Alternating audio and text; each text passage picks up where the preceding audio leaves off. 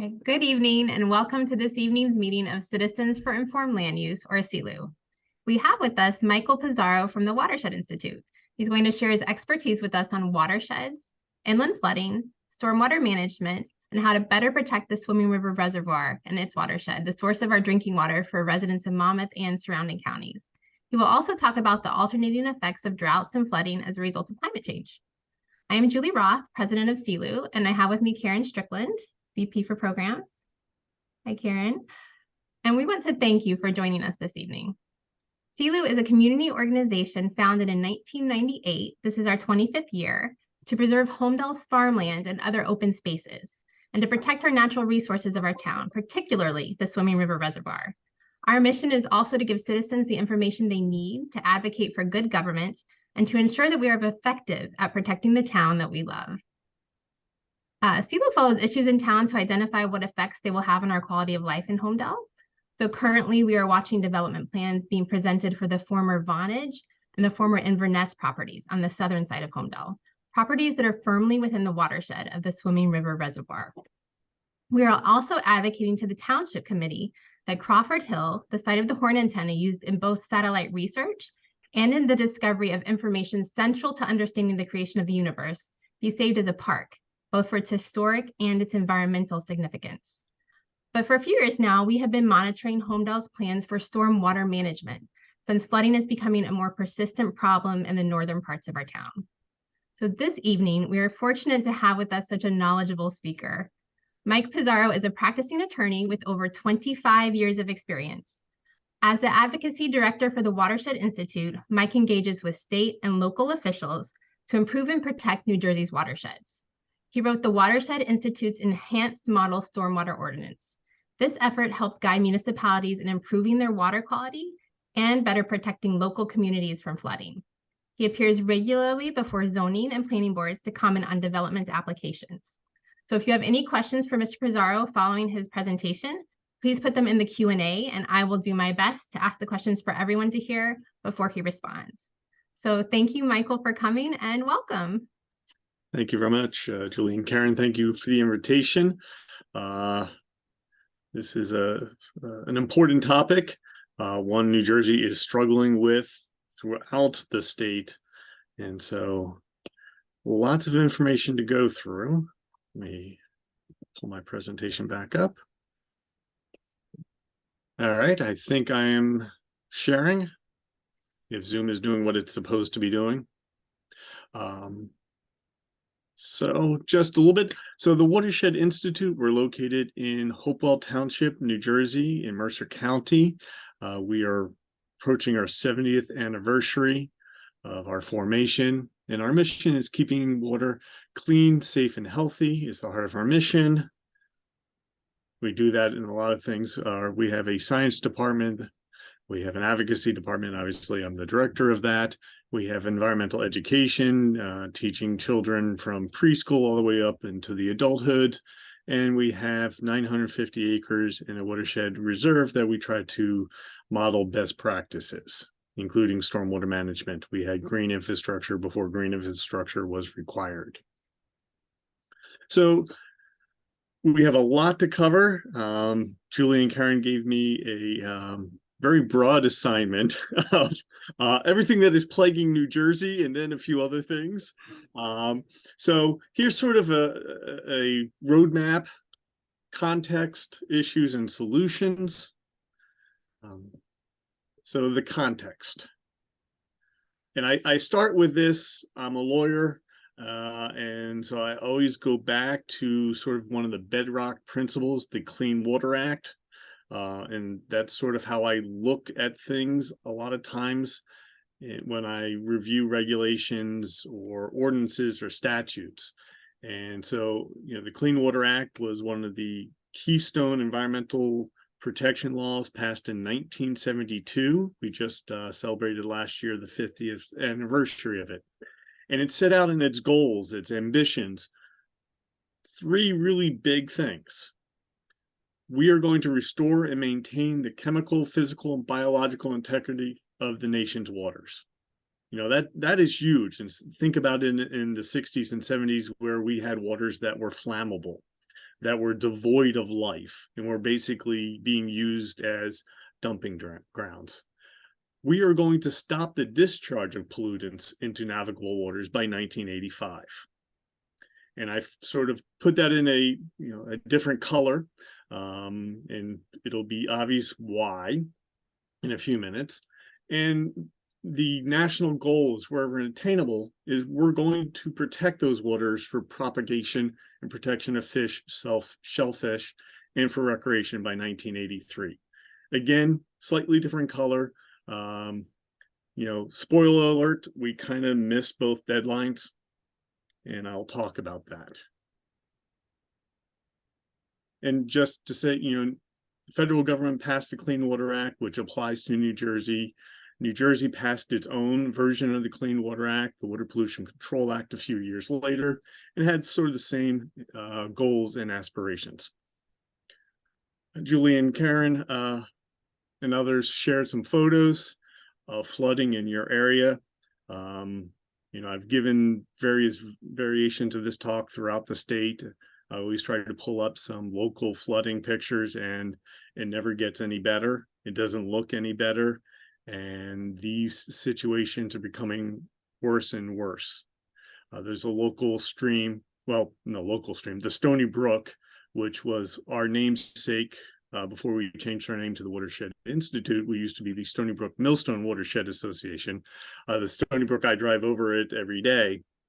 And that road a couple of weeks ago got closed because 1.25 inches of rain hit, and 2 people had to be rescued from that road. So this is a common occurrence, and it's becoming more and more frequent. Not that I need to tell you, but it's always a good reminder. And then water quality. So we have a flooding problem, and that's getting worse. We also, and many people are surprised by this, but we have a water quality problem. So the state of New Jersey, every 2 years, give or take, it's required by the Clean Water Act, but sometimes we miss a little bit, does a report on the status of water quality in New Jersey. So this chart here is from the 2018-2020 report. And so on the far left, you can see my cursor. That is all the waters New Jersey has monitored for water quality for aquatic life. Orange is not good. So remember, by 1983, we were supposed to restore waters so it was healthy for aquatic life. We're a few years past 1983, and we haven't met that. Only a small segment of the waters in New Jersey that we have monitored are clean enough for aquatic life. Primary recreation, swimming.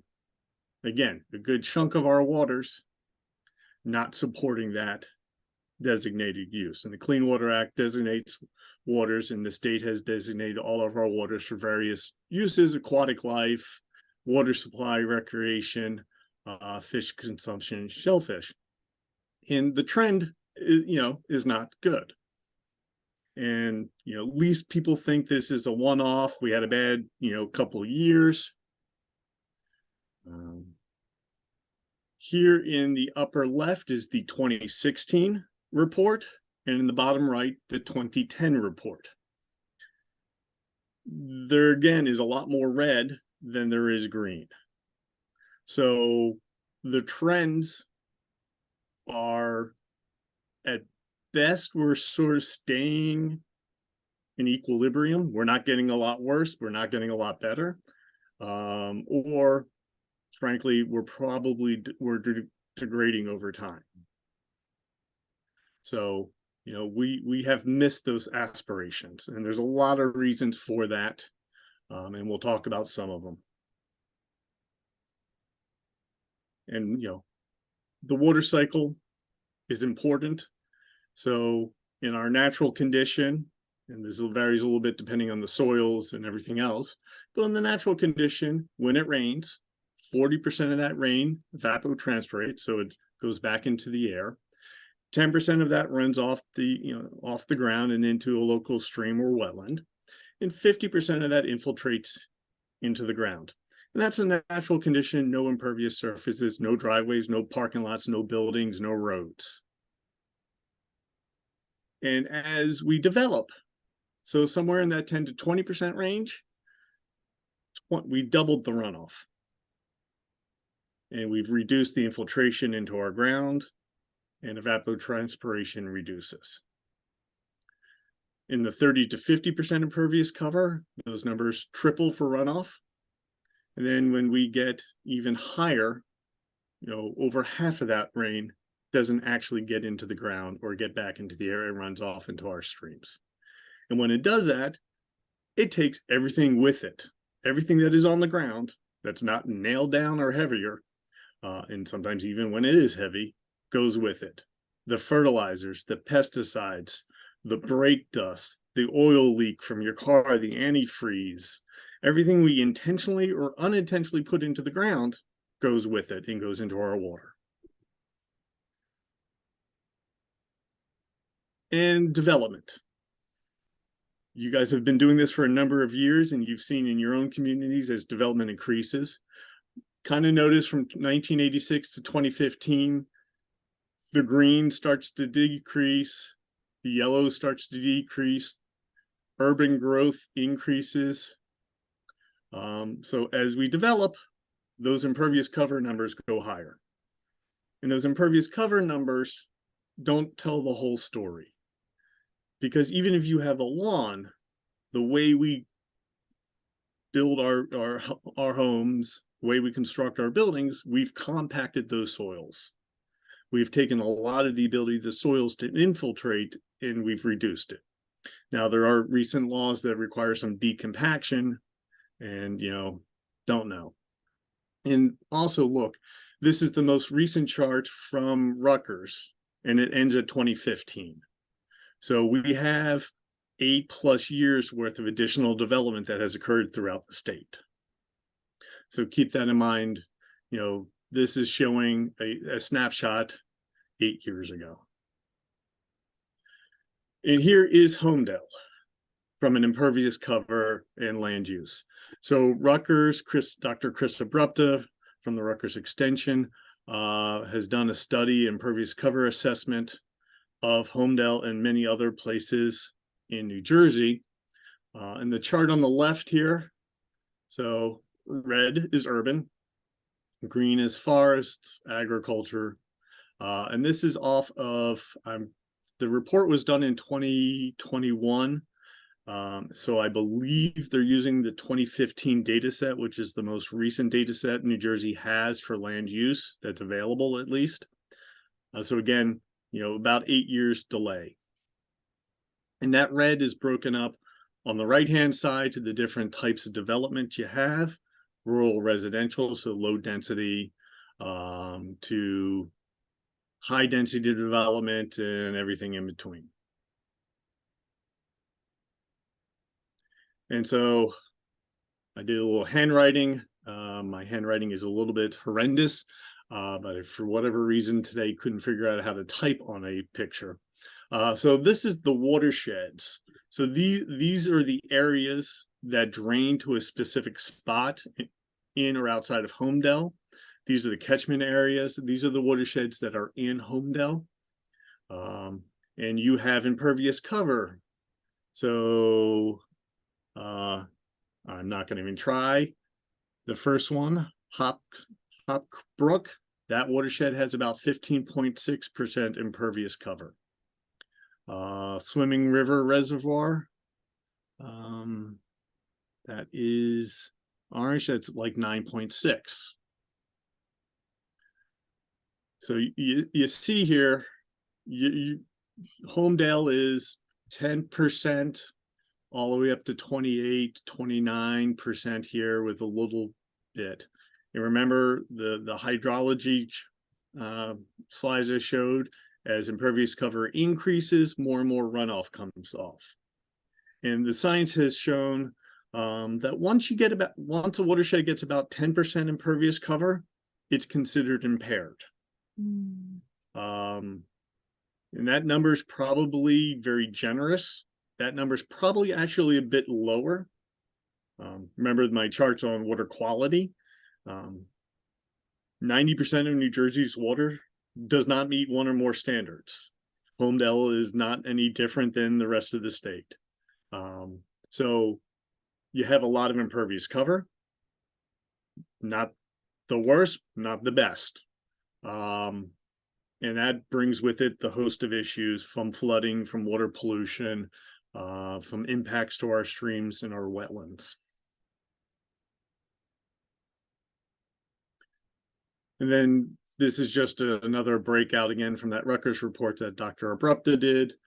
56, almost 57% of the land in Homedale is urban, so impervious cover. So that's sort of the context. So we have water quality problems, we have flooding problems, and we have a lot of impervious cover. I didn't get a chance to look at it back in 2012 data. New Jersey was about 30% developed. That number is probably a little bit higher, obviously, because that's even older data. And back in the early 2000s, Rutgers did a study and looked at and said probably about by 2040, New Jersey was going to reach full build out, which means every square inch of land that could be built would have been built by 2040. I haven't seen recent data, but I've heard we're probably around 2050 or so to reach that first build out, and we will be, unless someone has jumped ahead, the first state to reach full build out in the union. So issues. First, again, we've probably all sort of observed this and understood this, but extreme precipitation events, those heavy rains, are happening more and more frequently. So Climate Central has done a study, this again is a few years old, in the Northeast and New Jersey, at least a 55% increase in those heavy storms. I've seen some numbers as high as 70-some% of an increase. And, you know, growing up, I remember rainstorms might last a day or two and was gentle rain. Maybe it, you know, sort of got, as it rained, got a little heavier and then it sort of petered out. Now it's all getting dumped in a short period of time. You know, Ida a few years ago dumped 6, 7, 8, 9 inches in just a couple hours. And, you know, 8 some inches is what we consider a 100-year storm, a storm that has a 1% chance of occurring in a year. New Jersey experiences about 47 inches of rain a year. So 8, 9 inches coming in 2 hours is a lot of rain in one period of time. So that's happening a lot more frequently. When you think about it, we're getting a lot more rain and we have a lot less places for that rain to go. Excuse me. So not only has rain been increasing, but it's projected to increase even farther. So the New Jersey Department of Environmental Protection in 2020, 2021 commissioned a study from Cornell University that suggests by the end of this century, Monmouth County is going to experience about a 26% increase in the amount of rain it gets. So overall, New Jersey gets about 47 inches. And there's actually a difference between coastal rain and inland rain. But statewide average 26 inches. I mean, sorry, 47 inches. Over the next, 100 years, that 47 inches is going to increase by 26%. That's a lot of rain. And so, as I mentioned, we have a water quality problem. In the 2016 report that EPA does every 2 years, they did a very good correlation between how we manage our land and our water quality. So there's a correlation between biological impairments, how healthy waters are for our aquatic life, and how we use our land. The more pervious land we replace with impervious surfaces, increases the amount of stormwater and other impacts to our waterways. So, and again, New Jersey is not different than the rest of the country. There's no, we have some special geology here, but it's not magic. a lot of the country is experiencing the same things. But as I mentioned, we're going to be one of the first states to reach full build out. So we're going to be the first to really, and we are experiencing all these impacts ahead of the rest of the country in many instances. So, issues. The way we manage our stormwater is one of the reasons we have the problems. So the Stormwater Management Act of 1982 or 83 set out a series of goals for our managing of stormwater. We're going to reduce flood damage. Doesn't say we're going to eliminate or prevent. We're just going to reduce it. We're going to make sure our bridges and culverts, the pipes underneath bridges and roads, are big enough. We're going to try to reduce soil erosion. We're not going to eliminate it or prevent it, but we're going to reduce it. We're going to maintain the integrity of stream channels, and I probably should have colored that in orange or red because we have failed. We're going to maintain groundwater recharge, and we're going to prevent the increase in pollution. We're not going to stop pollution. We're just going to prevent the increase. And again, probably should have, colored that in red because we have failed. So our stormwater rules, they're in NJAC 7:8, and every town has their own stormwater management ordinance, has some issues. So we are slowing that rate of which water pollution and flooding is getting worse. We're not preventing it, and we're not reversing it. And there's a couple of reasons. Only large developments have to meet the stormwater rules. We don't address any of the problems that pre-existed our stormwater rules. As I mentioned earlier, New Jersey passed the Stormwater Management Act in 1982 or 83. So before that, unless the town had their own ordinances or their own laws, New Jersey didn't manage stormwater. And we then at first only managed it for flooding and only big storms. And then maybe we started managing it for groundwater recharge. And then only since 2004 have we managed stormwater for a water quality perspective. But anything before 1980s, by and large, we didn't manage stormwater. So all of sort of the sins of the past before we knew they were sins or before we fully appreciated the impact, our rules don't address right now. We use out-of-date rainfall amounts. I mentioned, the 100-year storm is about 8.3, 8.8 inches. It's the storm that has a 1% chance of happening a year. Well, excuse me, that is based upon an average or a median of a data set that's 106 years in length, and that we stopped collecting in 2019. So we have 22 years worth of data that's not incorporated into that analysis. So we design for the 1990s. We don't design for the 2020s. And as I mentioned earlier, Cornell did a study to show what the future rainstorms are. They've also done a study to show what that 20-year period addition is. But our rules as we sit here today don't address that last 20-some years, nor do they address the future. We don't address nutrients. So phosphorus and nitrogen, our rules don't really capture. So there are pollutants. There are pollutants that have a significant impact on water quality. If many of you may have heard of the term HAB, harmful algal bloom, they happen a lot of times in the summer. They emit a toxin that is harmful to humans and animals and can be deadly. But our stormwater rules don't really address it. And then our stormwater rules, and I'll have another slide in a second, really doesn't deal with how much comes off a site. It only tries to slow it down. So we're not really dealing with a volume. Volumes are increasing. If you remember the slide on the hydrologic cycle, the water cycle, as impervious cover increases, the amount that runs off increases. We're just trying to slow it down. And here is, in sort of a nutshell, the stormwater rules that only apply to major development. I forgot to add to the slide, a major development is considered a 1 acre of soil disturbance or a 1/4 acre of new impervious.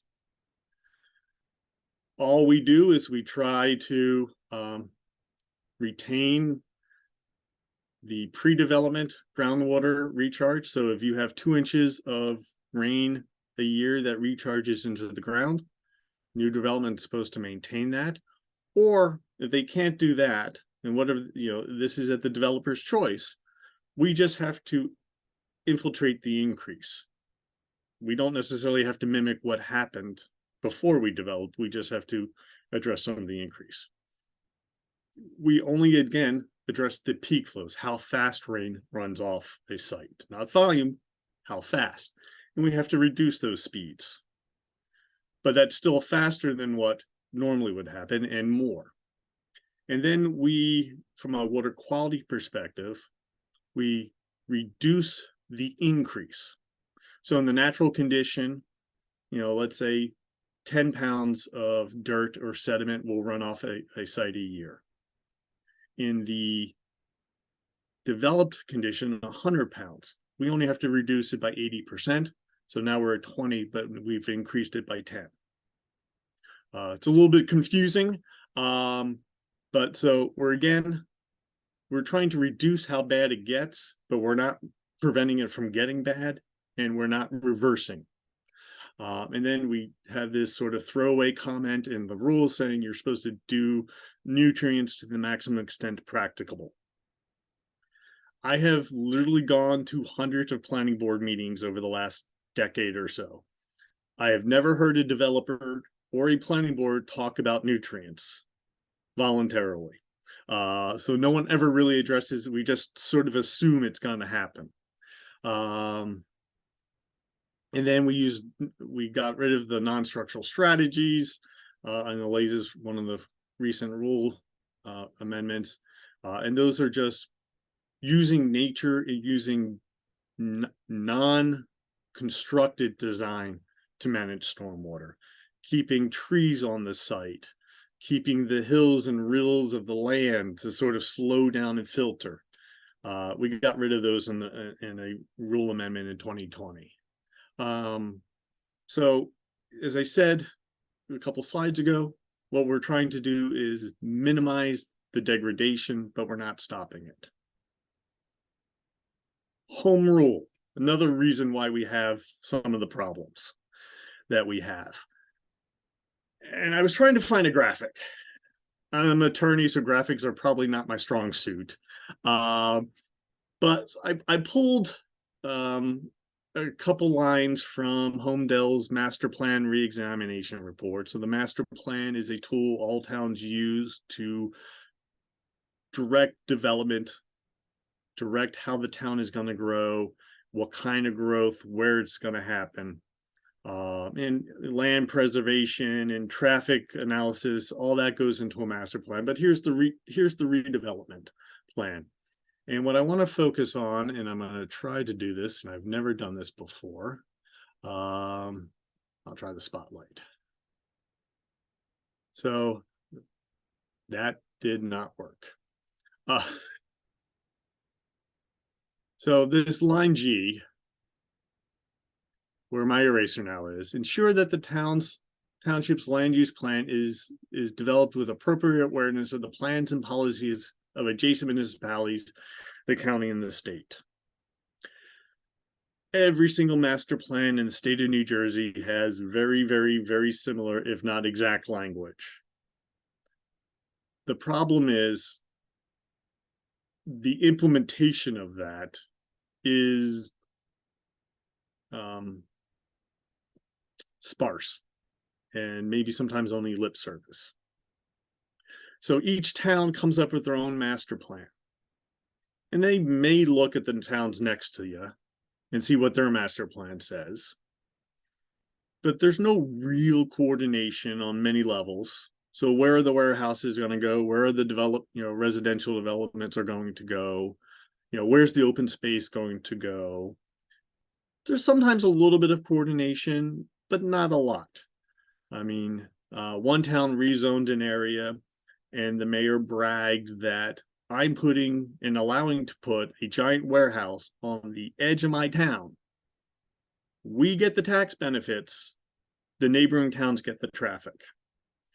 You know, and so, and when we go to a planning board or a zoning board and approve development, it really isn't looking at the regional impacts. It's really not looking how that piece of property fits in with the town next to it and those impacts. Does it meet the standards that were set in the master plan and the zoning ordinances and the design ordinances, or does it not? In each 500 some towns come up with their own plan, and there's not a whole lot of coordination.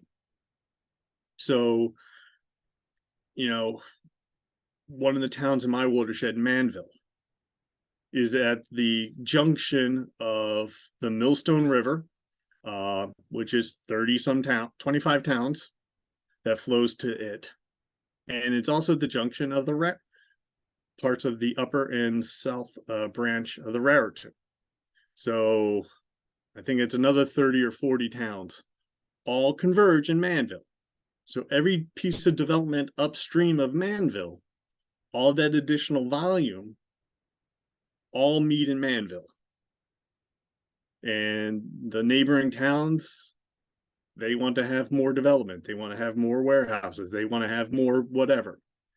And there's never a discussion in the master plan or the zoning ordinances, well, what are the downstream impacts? And so, I mean, that's just how New Jersey has been built, and that's in there. But that is one of those sort of impacts. And we have to remember, by and large, unless you live on the coast and you're on the last property on the coast, everyone is downstream of somebody else. So what you do impacts someone below you. What is done above you impacts you. But our land use, our zoning, and our master plans don't really take that into consideration. Yep. All right. Come on. Solutions. I don't know if there are questions. I went through quite a bit. If there are none, I can keep going. But all right, solutions. All right, one of the first sets. So, you know, I indirectly talked about climate change, with rain is increasing. Not only is rain increasing, but temperatures are increasing. We're going to have greater swings of very wet years and very dry years. You know, 2016, we went drought watch or drought warning, which means there was not enough water for drinking and agricultural purposes. In 2022, we hit that again. Now, 2016 was a drought. 2018 was the most rain we've ever had. I think it was 64, 65 inches. Remember, 47 is the average. We had 65, you know, so within a year or two, we had that very wild swing. You know, today was 70. I think tomorrow is going to hit 80. And we're in early May. Climate change is upon us. So Governor Murphy in January of 2022 issued an executive order directing the Department of Environmental Protection to update all their regulations to incorporate climate change mitigation and adaptation. So how can we stop doing business as usual and start anticipating and protecting communities? And that was from a land use perspective. So the flood hazard rules, the freshwater wetlands rules, the stormwater rules, the coastal zone management rules, as well as some air rules as well. The DEP commissioner being lockstep in with his administration, and his governor said, absolutely, we're going to do that, and issued an administrative order saying we're going to do that, which is great. And the administrative order said, within 1 year, you're going to propose regulations adopting and incorporating climate change. And within 2 years, those rules will be adopted. I actually went through that. So air control, greenhouse gas not mentoring, monitoring and reporting CO2 regulations, black carbon, hydrofluorocarbons, and methane. All of these things are going to be regulated within 2 years. So by January of 2022, all of these rules were going to be adopted, which would set New Jersey on pace to incorporate and mitigate climate change. And I had to do this as a timeline. So the EO was issued in January 2027. The first set of rules were supposed to be proposed by January of 2021. Now, admittedly, something may have happened shortly after that administrative order was issued called COVID and kind of slowed lots of things down. But, in November, in the summer of 2021, I was at DEP meeting saying those land use rules were going to be proposed that summer. And then it got turned into, after the election of 2021. Then first quarter of 2022. Second quarter of 2022. Remember, those rules were supposed to be adopted by January of 2022.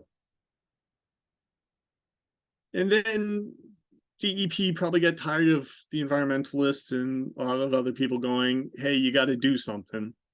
And we're going to issue some subset of these rules as an emergency rule, which is this fancy word of saying they're going to take effect immediately. The moment we issue them, they're going to take effect instead of the normal process of we issue them, we get comment, and then we adopt them, and we have a year to do that. So DEP announces these emergency rules, which will help some of this climate change stuff. They were going to be issued in effective June of 2022.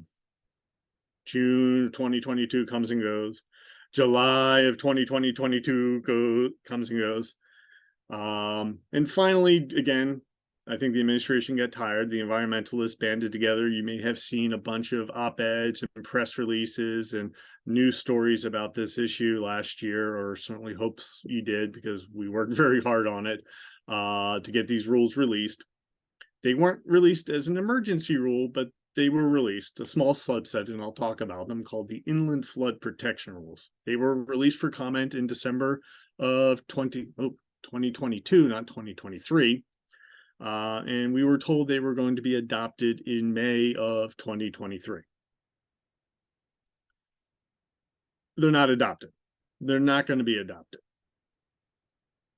And the problem, and I'll talk about the Inland Flood Protection Rules in a second, is once those are adopted, the rest of the rules are going to be proposed.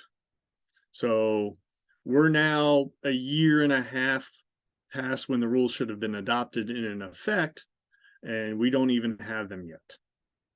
And think about that.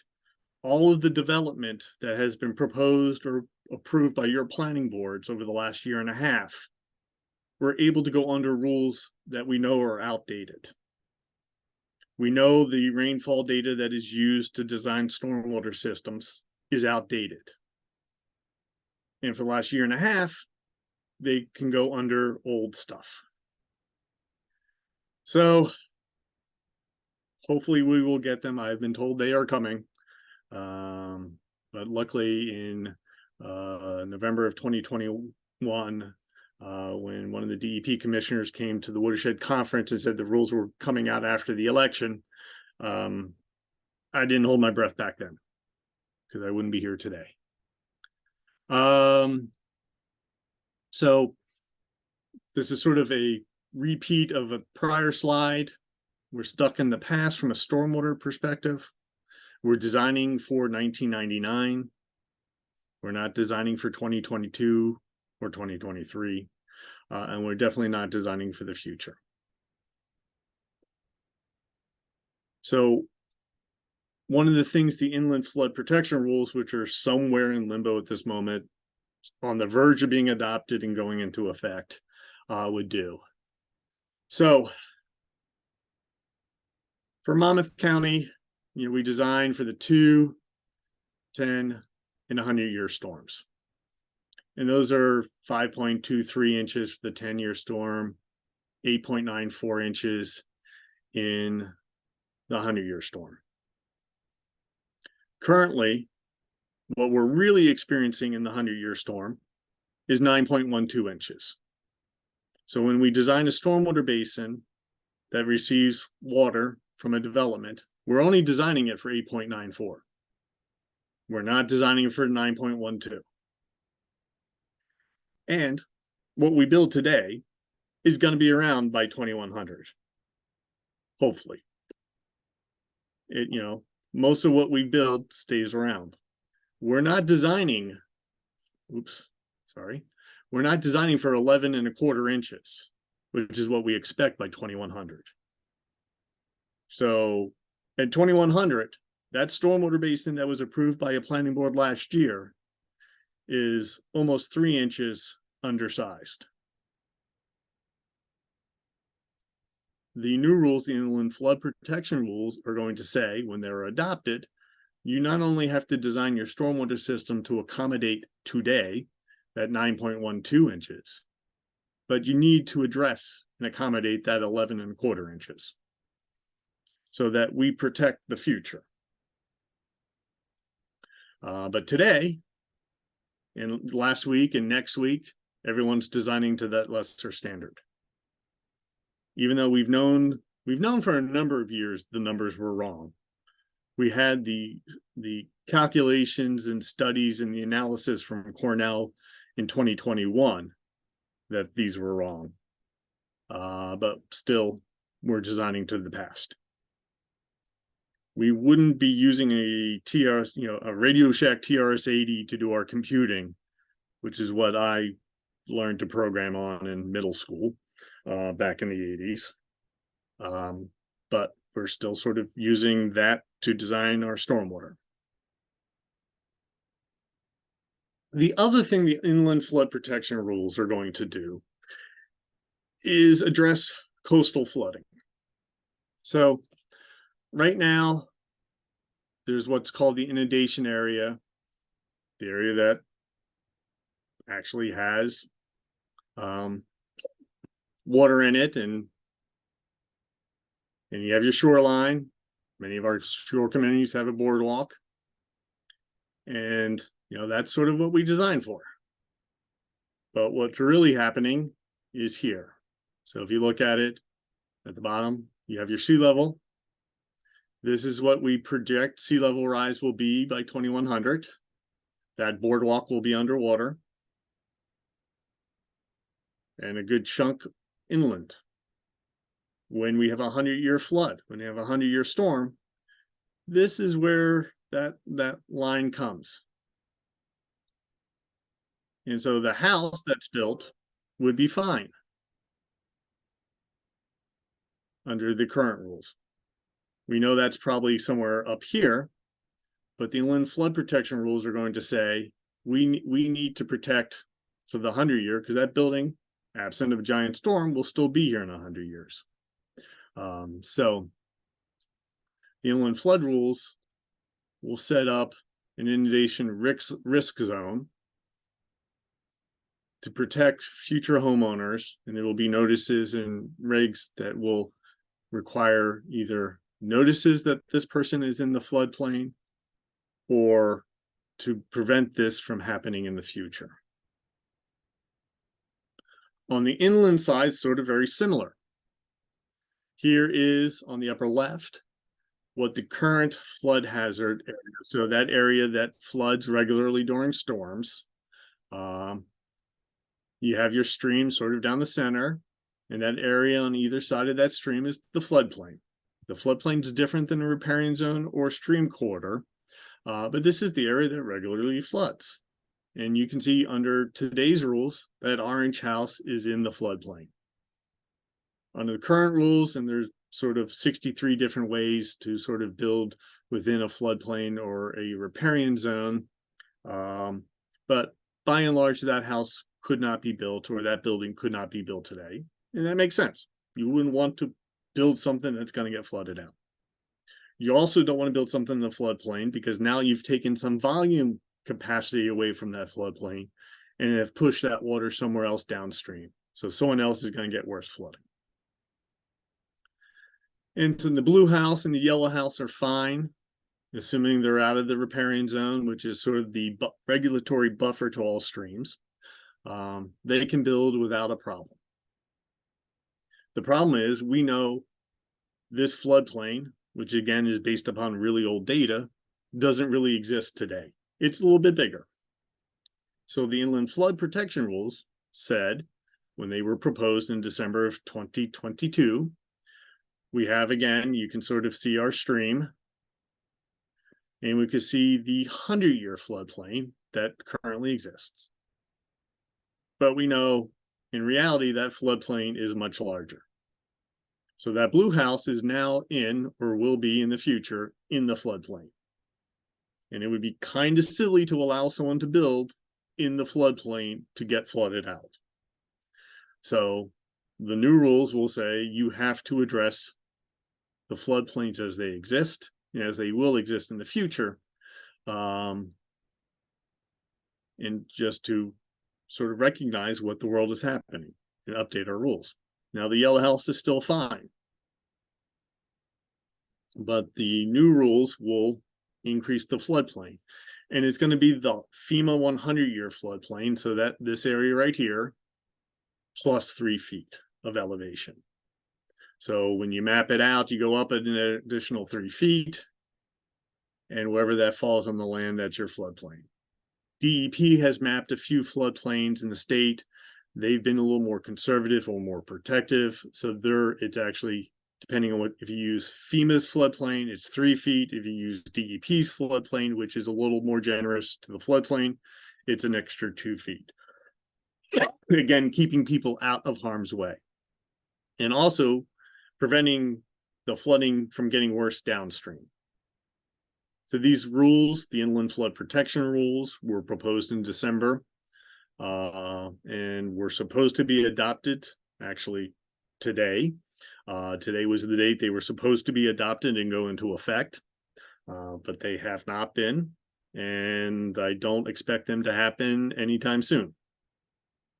But once these rules go into effect, all new development that hasn't met certain stages will have to comply with the new rules. So increase stormwater rules, the increased rainfall data, as well as keeping people out of harm's way.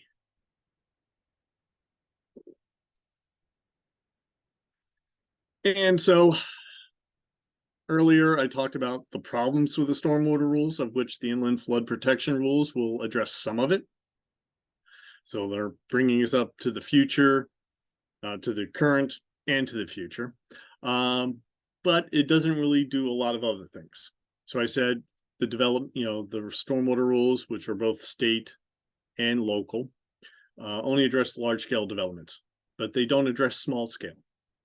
Every time we build, even if it's a few extra feet, we're increasing the amount of runoff. So coming up with a local regulation in municipalities to address that small scale development, or reducing the threshold for the major development. As I mentioned, major development, those large developments, if you disturb an acre of soil or a quarter acre of new impervious surface, and that's important, is only when those stormwaters are triggered.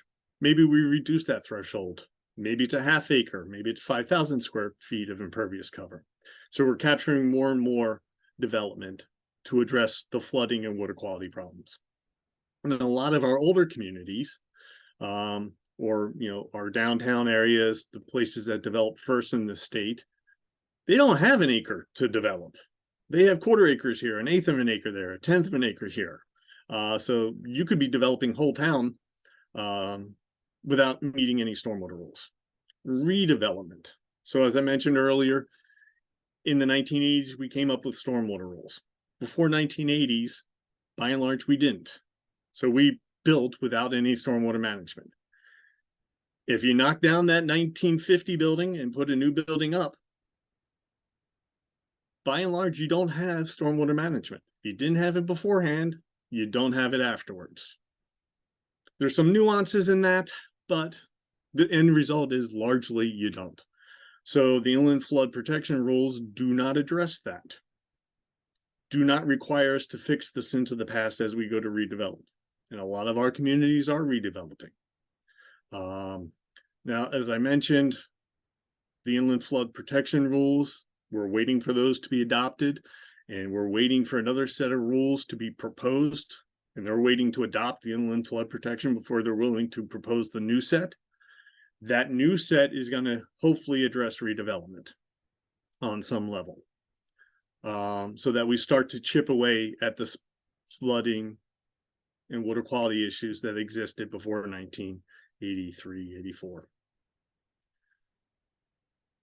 As I mentioned earlier, we got rid of the non-structural strategies.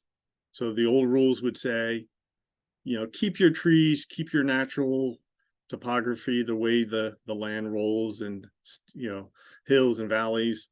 In 2020, we got rid of that requirement because frankly, it was very hard to implement. But I think we should bring it back. So local ordinances, local statutes can do that. They can require you keep the trees. You could keep, not allowed you to regrade your site significantly. So you could use nature to help you manage your stormwater. As I mentioned, only a new quarter acre of impervious cover can trigger the stormwater rules. And I also mentioned we have a quantity, quality, and recharge. So we reduce the rate by which stormwater runs off. We try to recharge some of the stormwater, and we have that quality, that 80% TSS removal. That only applies to road surfaces. So we're only treating part of an impervious surface. Our roofs, our patios, our sidewalks, our decks, all of those surfaces don't get any water quality treatment, but yet still carry pollutants. Only roads, driveways, parking lots get it. I think our local ordinances, I think the state regulation should require treatment for all surfaces. But your locals, Homedale, could adopt a regulation requiring treatment for all impervious surfaces. As I mentioned, nutrients. Nutrients is one of those, well, we are assuming it's being taken care of, but we're not really sure. So we're going to ignore it. Come up with a standard or require the treatment of nutrients. Now, in 2020, New Jersey adopted what's called the Green Infrastructure Rule. Instead of now having large basins that get all the stormwater, we're requiring smaller basins distributed throughout a site to use green infrastructure, to use plants, to use the soils to treat the stormwater. Now that, frankly, is going to get out a lot of the nutrients, but probably not all of it. So let's come up with a standard to deal with that. As I mentioned, we don't deal with volume. We call it a quantity standard, but it's not. We are increasing the volume of runoff. So let's get a volume standard. The new rules that are sort of hanging out there waiting is going to have an on-site retention standard. So we're going to keep on site and reuse or infiltrate in some way some of that volume, and which is a good start. And then regional approaches. We don't do that. The stormwater rules since 2004 have allowed municipalities to band together to manage their stormwater. We don't do that. We've never done that. We, again, municipality by municipality, site by site, address all of our issues, and that has failed us.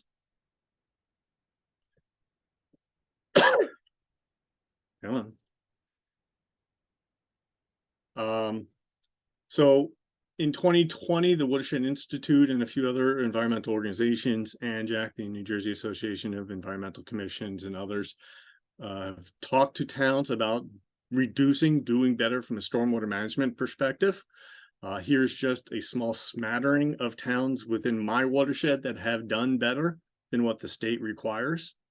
From reducing that threshold for major development, having a minor development requirement, tackling those smaller developments that wouldn't even meet the reduced threshold to help be part of the solution, not just part of the problem. There's probably about 2 or 3 dozen towns throughout the state that have adopted stronger standards. And with the inland flood protection rules, we'll have another opportunity for towns to even go above what is required. Then we got another huge opportunity to start fixing the sins of the past. In 2023, in January 1st, a new permit that all municipalities have and have had since 2004, the Municipal Separate Storm Sewer System Permit, otherwise known as MS4, because the Municipal Separate Storm Sewer System Permit is a tongue twister, came out. It came out in January. It is the 4th or 5th iteration of this permit. And it is, every municipality has to have it in New Jersey. And it regulates how the municipalities regulate their stormwater management. And one of the big things in this new permit, and there's a lot of good new things in it. Towns are going to be unhappy because there's a lot of new good things they have to do to address flooding and water quality. The biggest is what's called the Watershed Improvement Plan. And it has 3 phases. And the objective of this plan, if you remember probably about an hour ago now, I showed a slide of water quality in New Jersey not being so good. And since 2004, we've looked at those reports and said, that's a shame. We should do something about it. And we don't really do anything about it. There's a little bit we do, around the edges, but by and large, we don't do anything, especially from a stormwater perspective. And if over 60% of our pollution, which is what some studies suggest, is because of how we manage our land, we got to stop doing what we've been doing if we expect flooding and water quality to improve. So the Watershed Improvement Plan, as I mentioned, 3 phases, but the goal is to improve water quality. And it takes a look at those impairments, those charts I showed earlier on, and also makes you look at what's called a total maximum daily load. And I'll talk about that in a second, but then it tells the towns over the next 5 years, you've got to come up with a plan to improve water quality and to reduce flooding. And then sometime later, you actually have to implement that plan.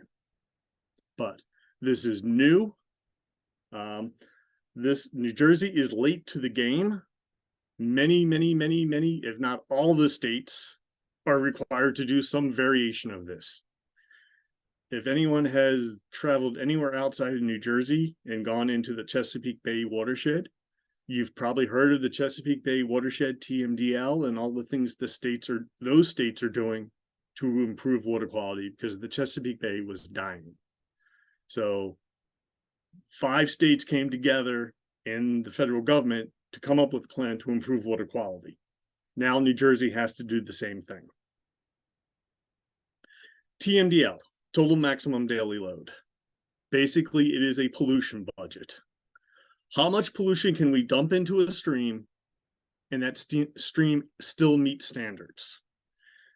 How much can we put into a stream on a daily basis and that stream still be healthy for aquatic life or for drinking water or for recreation? New Jersey has a lot of TMDLs. I have a screenshot of the ones that are applicable to Homedale. There's a tool that's been around since 2018. Municipalities can use and regular people can use to look up on these TMDLs. And basically, again, it's a budget. How much pollution can come from industrial sources? How much pollution can come from wastewater treatment plants? How much can come from stormwater systems? So we know how much can come and still that water meets standards. And then we figure out how much is actually coming out of those systems and how much we have to reduce. So those TMDLs have that reduction in there. And now municipalities have to come up with a plan over the next 5 years to make it so. And also the other thing with it, even if you didn't have a TMDL, which is a long, painful, and expensive process, you still have impaired waters. So not all impaired waters have TMDLs. All TMDLs have impaired waters. But you still have to meet and figure out how to stop polluting your waterway. As I mentioned very early on, we were supposed to have done this by 1983. 40 years later, we're starting to get around to it. There's a lot in this MS4 permit. All municipalities have it. All municipalities have to implement it. They have to come up with this plan. As I said, they have to adopt stormwater ordinances. They all have them, but they have to adopt them. And there's a lot of other things in there. And here's sort of the phases. The first 3 years of this watershed improvement plan is just figuring out what you have and where it's going. And what does that mean?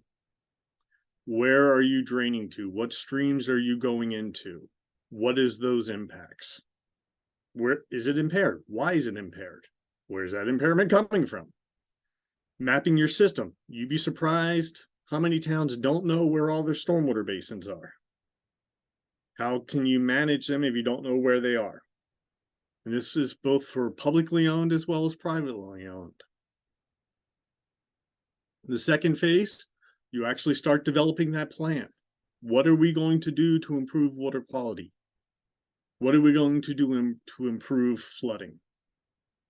This may mean building lots of stormwater basins, rain gardens, cisterns.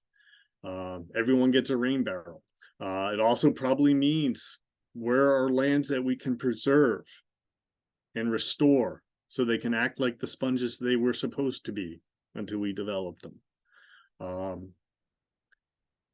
So you come up with your plan in phase 2. That's over a 1-year period of time. In year 4 or 3 to 4, and then in year 4, you finalize your plan.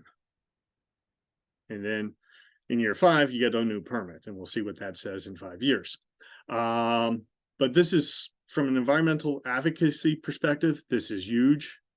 This is what other states have been doing again, coming up with a plan to improve water quality, which will also reduce flooding. Because one of the reasons we have such a water pollution problem is our streams are eating themselves apart from all the volume. Some of that sedimentation problem we have in our streams is because the streams are eroding. And they're causing flooding and wiping out houses and businesses and everything else. And I think this one component of the improvement plan is going to do a couple other things. It's going to make us think more regionally. So there are 20 watershed management areas. Homedale is in watershed management area 12, just a fancy way of a larger watershed area. We're going to start looking at these regions because, as I said, we have to come up with a plan to improve water quality. Is that ripping up impervious cover? Is that putting impervious pavement? Is that putting rain gardens in everyone's backyard? That can get very expensive. That can get very resource intensive.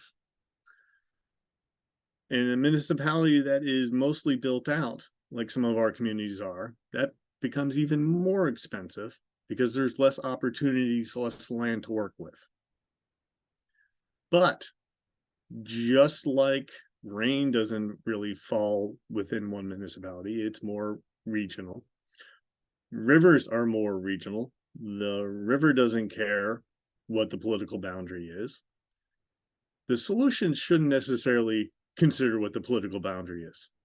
It may be much cheaper to preserve a stream corridor up on farmland and restore it so less volume and pollution comes off upstream than it is to put rain gardens downstream. And so I think as towns go through these watershed improvement plans with the cajoling and encouragement from informed citizens, we can start looking at our problems, the regional problems that we have, which are regional, and we can start looking at the solutions that are regional. Our master plans can start looking truly at what the neighbors are doing and how we can integrate with each other instead of paying lip service to it. We can start managing our stormwater on a more regional basis because it may end up being the cheaper and more effective option. As I mentioned, I'm not going to go into this. The stormwater rules at NJAC 7:8 have allowed regional approaches since 2004. There's a whole process that you have to do it. And a lot of it is very similar to what towns are going to have to do with their watershed improvement plans anyway. And here's a screenshot of the integrated water quality monitoring report for the Homedale and surrounding area. Just showing as of 2018, 2020, water quality for aquatic life in this region. Orange is also not good. Green is good. Orange, not so good. And again, I'm not pointing out this to say Homedale is bad. 90% of New Jersey is orange for one or more parameters. And the other thing that I think watershed improvement plans and our need to improve water quality is going to do is something called stormwater utilities. I don't know if anyone has heard of them. They don't exist in New Jersey. It was only in 2019 when Governor Murphy signed legislation that they became arguably permissible in New Jersey. But they are not a new thing. This is a report from 2020 that is done nationwide, showing the existence of stormwater utilities throughout the country. They've been around since 1972 or 1974. As you can see, they're in California and Texas, Florida and Oregon. They're in Pennsylvania and New York. They're everywhere. They're not in New Jersey. We're now allowed to have them, and hopefully we will have them. Utilities is a funding mechanism, a financing mechanism for stormwater management. You pay a sewer bill, you pay a stormwater, you pay a water bill, you pay an electricity bill. You're getting services, you pay for those services. Stormwater management really isn't different. You're getting a service by the management of stormwater, which we're really not managing very well, because we manage it through property taxes. And those property taxes have a lot of competition. No one wants to raise property taxes to repair something you cannot see. But they can be done. They can be done on a municipal level. They can be done on a county level, which I would be very much in favor for, sort of moving away from the home rule concept. Let's manage our problems regionally because they are regional problems. They're not required. No one has to do this. They are permissible at this point. But they provide a funding mechanism, not only through the stormwater utility fee, but the ability to bond off that fee and revenue. The other thing, and we could do 4 hours on stormwater utilities. The other thing is, how do we use our master planning? How do we use our zoning? How do we use our land development ordinances to combat this? A couple of years ago, the master plan was updated to require municipalities to take a look at the threats and vulnerabilities of the town because of climate change and flooding, and then come up with strategies. So this is a component of your master plan that has to be done every 10 years. It has to be done every 10 years. It can be done sooner. So going to look through it, how is your zoning either encouraging or discouraging flooding? Are you developing in the right spots? Are you pulling away? Are you pulled back from streams as much as possible? Are you required to use native vegetation? What's your density? Are you protecting your vulnerable areas? Are you protecting those resources that can provide a benefit? All of that is something you can do an analysis through the master plan and then develop ordinances to address. Riparian zones, as I mentioned earlier, we have floodplains, the area that regularly floods. Riparian zones or stream corridors are regulated areas where we like to have vegetation that protects the stream from upland and protects the upland from the stream. DEP has what's called the riparian zone, depending on where you are and what the stream classification is. It's either 50, 150, or 300 feet. There are 63 different ways to build in that riparian zone, very easily under DEP rules, but townships can come up with their own stream corridor ordinance or riparian zone ordinance, and they can be different than DEP's. So an example within my watershed, Cranberry, has a ordinance that says, we don't care, we don't think 50 feet's enough. Every stream, every lake, every pond gets at least 150 feet. Not 50 feet, 150 feet, unless it's get the higher of 300 feet. And we don't want 63 different ways to build in it without having to go through a lot of work. You need to get a variant if you want to build in our stream corridor. Towns are perfectly willing and able to do this on their own. There are lots of models out there. We're going to come up with an enhanced model ordinance, taking the best of the best throughout the state and the most up-to-date policy and science to develop a stream corridor ordinance for municipalities. And so, that's what this ordinance says in Cranberry. Homedale and other municipalities can do it as well. There are lots out there. And it just says, if you want to build, we don't care if you can get a permit from DEP, you need to come to the planning board and get a variance if you want to build in the stream corridor. Tree protection. Here's another thing that DEP is going to start requiring for municipalities. A lot of towns have a tree protection ordinance, and trees are a stormwater management system. They absorb water, they filter water, they slow it down. So some of the rain never actually hits the ground. It gets trapped by the leaves and either evaporated or transpirated. It filters. Trees do a lot. Sometimes they look good, unless you have to rake them, and there's a lot of them. But their protection ordinances are now going to be required. DEP has a model, which they're accepting comments. We're just finished accepting comments, and we're going to come up with an enhanced ordinance as well. Can't tell you how many times a property owner came to us and said, my property now floods. It never flooded before. And then you talk to them, and well, there may have been upstream development, but a lot of times it's because they or their neighbors cut down a bunch of big trees. And those trees, which were absorbing water, no longer were there. So they can have real impacts. So that's another thing that's coming and towns can do. And that was a whole lot. I think I went over, but that is it. If people have questions, there's my contact information. I will share this presentation with Julie and Karen, and you guys can share it as well. So that is it. Thank you, Michael. That was wonderful. And it was an incredible amount of information. And it was actually quite humbling because I think in Homedale, we pride ourselves on having a lot of open space and being good stewards of that open space in our watershed.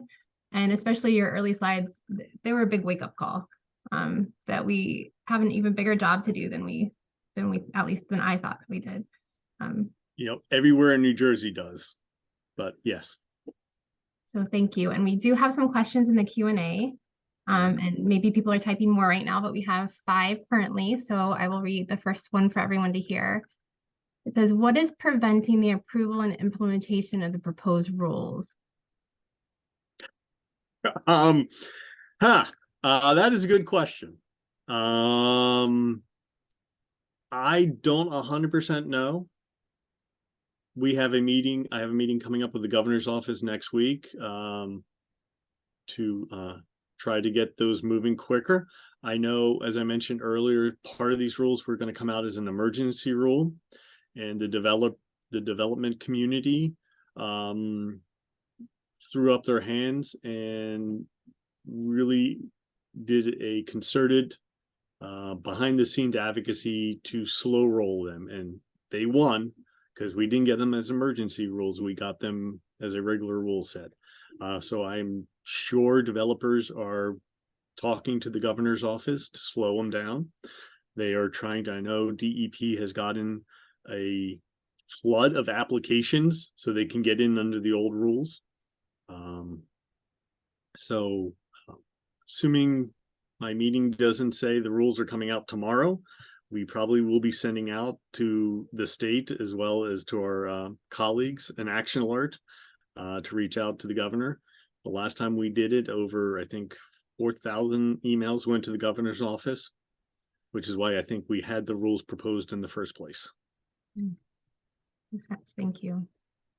All right, our next question says, is the established flood hazard zone to be a strict number of elevation on a site, or is it a variation, for instance, between 6 to 8 feet above a stream? It's depending on topography. So there's, as I said, FEMA has mapped it. A lot of streams in the state, DEP has mapped a lot of them. So it kind of depends on the volume coming down the stream, and then they have that built-in factor. So it depends. That's the good lawyer answer. And someone did ask about the slides, and I know you said you just shared them with us, and so we will disperse them to all the attendees. So there are some very informative slides we would like to take a closer look at for sure. Thank you. I'm gonna fix a couple spelling mistakes first, but yes, for sure. All right, another question. Someone is asking, can we get an up-to-date calculation of the floodplain land on individual sites in Homedale, such as the newly approved Berkeley Square developments? There are, I think Rutgers is working on or has released the flood mapper tool. I will track down the website for that, and it may be able to help. New Jersey GeoWeb, which is another mapping program, also might have the updated floodplain calculations in there. But some of these smaller streams, you really have to go in and do the calculations, and that would require an engineer. Okay, thank you. All right, the next question is about stormwater utilities. So how would we go about creating stormwater utilities that would be resistant to potential corruption? And is there literature about effective structuring and regulation of such utilities? Yes and yes. There is a ton of resources. So as I said, these things have been around since 1972. There's 2,000 to 2,300 of them throughout the country.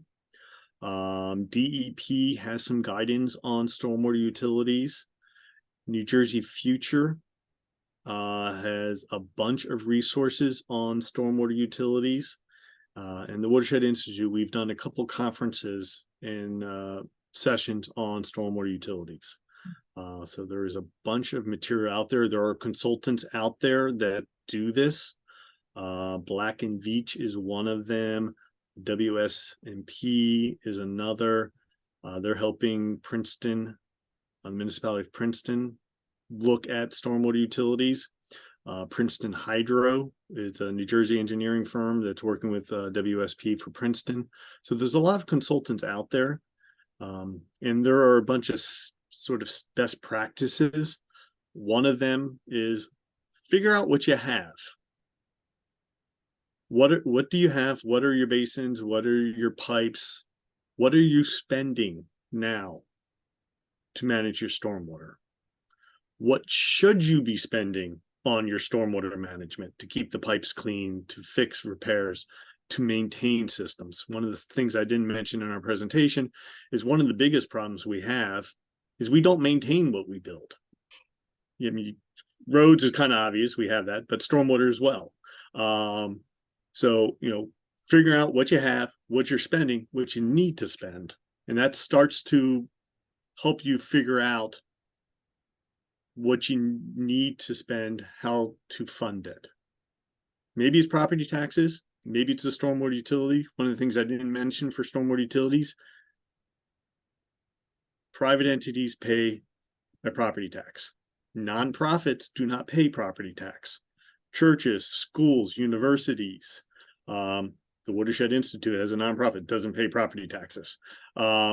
we would all pay the stormwater utility fee under this regime. So it's a little more fair, and it's not based upon your value of your property. It's based upon your amount of impervious surface.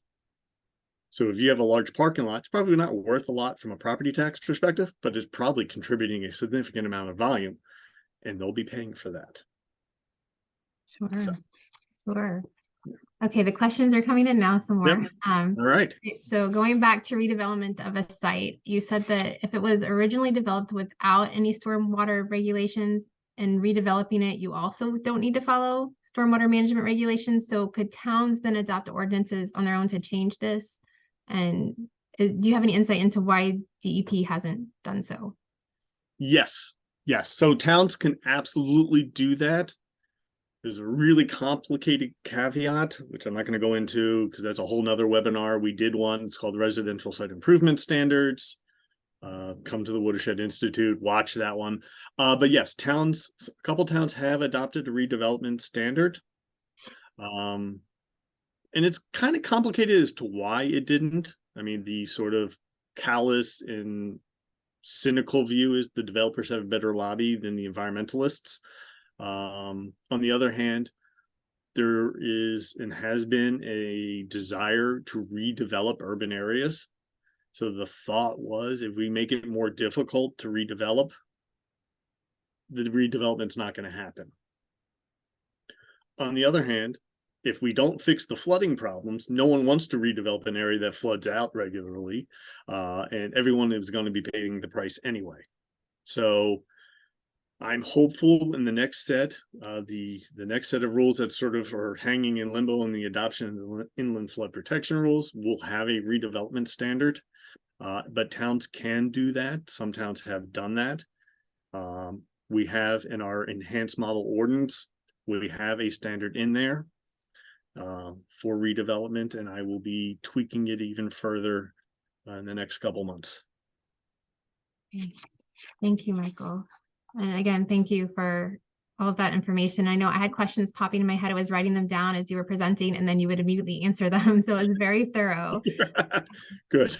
So I was scratching them out as soon as I was writing them. So thank you so much. So thank you to Michael and for everyone for joining us tonight. If you would like more information about us or our upcoming events, visit us on Facebook at Citizens for Informed Land Use, CILU, that's CILU, or go to our website, that's homedale-cilu.org. So no matter where you live in Homedale, there's a good chance that the work CILU volunteers have been doing for the past 25 years to protect our watershed, preserve our natural resources, and advocate for an open and transparent government has had a positive impact on your life. We will continue to do this important work, but if you want to get involved in your community and meet some very nice people, we ask you to consider joining us. And again, our website is homedale-cilu, that's CILU.org. So thank you again to Michael so very much, and good night. Thank you very much.